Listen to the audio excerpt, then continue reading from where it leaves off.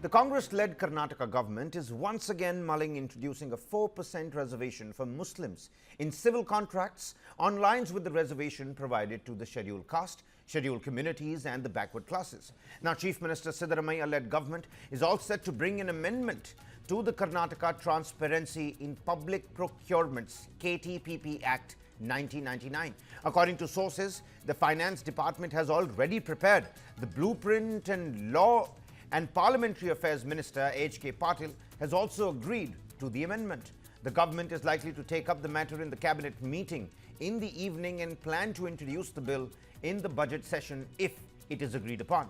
Slamming the state government, the BJP in the state said that the move was against the spirit of constitution and nothing but the peak of appeasement politics.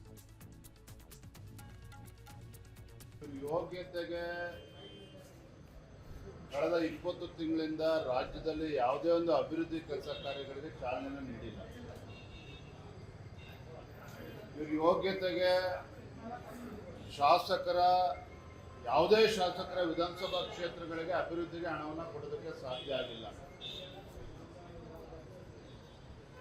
ಪರಿಶಿಷ್ಟ ಜಾತಿ ಪರಿಶಿಷ್ಟ ಪಂಗಡಗಳಿಗೆ government ಕಾಂಟ್ರಾಕ್ಟ್ಸ್ಗಳಲ್ಲಿ reservation ಕೊಟ್ಟಿದ್ದಾರೆ. ಅದಕ್ಕೆ ಎಲ್ಲಿ ಕೆಲಸ ನಡೀತಾ ಇದೆ?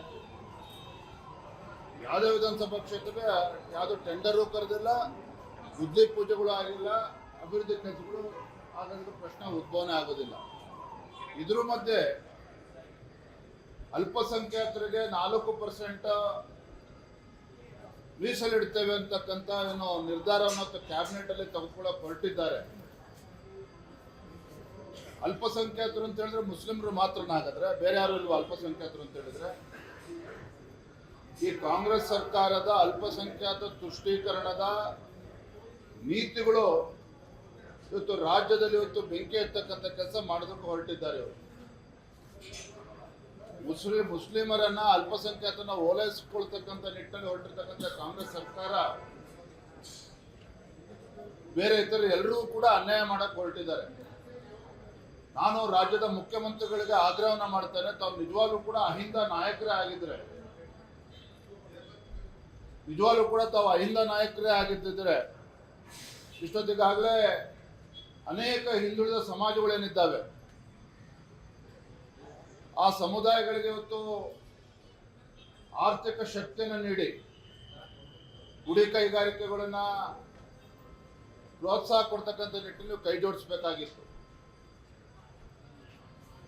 ಮಡಿವಾಳರಿದ್ದಾರೆ, ಸವಿತಾ ಸಮಾಜ ಇದೆ, ಬೇರೆ ಬೇರೆ ಕಾಯಕ ಸಮುದಾಯಗಳು, ಅನೇಕ ಸಮುದಾಯಗಳು ಇವತ್ತು ನಮ್ಮ ನಾಡಿನಲ್ಲಿದೆ. ಆ ಕಾಯಕ ಸಮುದಾಯಗಳಿಗೆ ಆರ್ಥಿಕ ಶಕ್ತಿಯನ್ನು ಕೊಟ್ಟು ಅವರಿಗೆ ಮುಂದೆ ತರ್ತಕ್ಕಂಥ ಕೆಲಸ ಸಿದ್ದರಾಮಯ್ಯ ನೇತೃತ್ವದ ಕಾಂಗ್ರೆಸ್ ಸರ್ಕಾರದಲ್ಲಿ ಮಾಡೋದಕ್ಕೆ ಸಾಧ್ಯ ಆಗ್ತಾ ಇಲ್ಲ. ಅದರ ಬದಲಿಗೆ ಈಗ ಮುಸ್ಲಿಮರ ಓಲೈಕೆ ಮಾಡ್ತಕ್ಕಂಥ ಕೆಲಸ ಮಾಡೋಕ್ಕೆ ಹೊರಟಿದ್ದಾರೆ. ಜನನೇ ಅವರಿಗೆ ತಕ್ಕ ಪಾಠನ ಕಲಿಸ್ಬೇಕಾಗ್ತದೆ. ಯಾಕಂದ್ರೆ ಬಂಡ್ರಿದ್ದಾರೆ, ದಪ್ಪ ಚರ್ಮ ಬೆಳೆಸ್ಕೊಂಡಿದ್ದಾರೆ. ಇವರು ವಿರೋಧ ಪಕ್ಷದವ್ರು ಏನೇ ಹೇಳಿದ್ರು ಕೂಡ ಇವ್ರಿಗೆ ನಾಟೋದಿಲ್ಲ. ಹಾಗಾಗಿ ಅಧಿವೇಶನ ಸಂದರ್ಭದಲ್ಲಿ ಈ ರೀತಿ ಒಂದು ನಿರ್ಧಾರವನ್ನ ತಗೊಳ್ಳೋದಕ್ಕೆ ಕೈ ಹಾಕ್ತಾ ಇದ್ದಾರೆ. ಇದು ಸದನದಲ್ಲಿ ನಾವು ಪ್ರಶ್ನೆ ಮಾಡ್ತೇವೆ.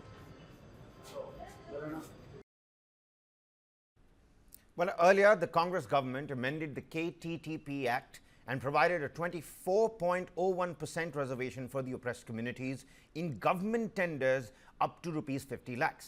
And if that wasn't all, it was yet again amended in March 2023, and the limit was later extended to contracts up to rupees 1 crore. Now, the delegation of Muslim legislators and community leaders had earlier submitted a memorandum to Chief Minister Siddaramaiah demanding reservation in government contracts for their community. That had turned into a big issue and a row as well. The government mulled over it but backtracked when the matter created controversy.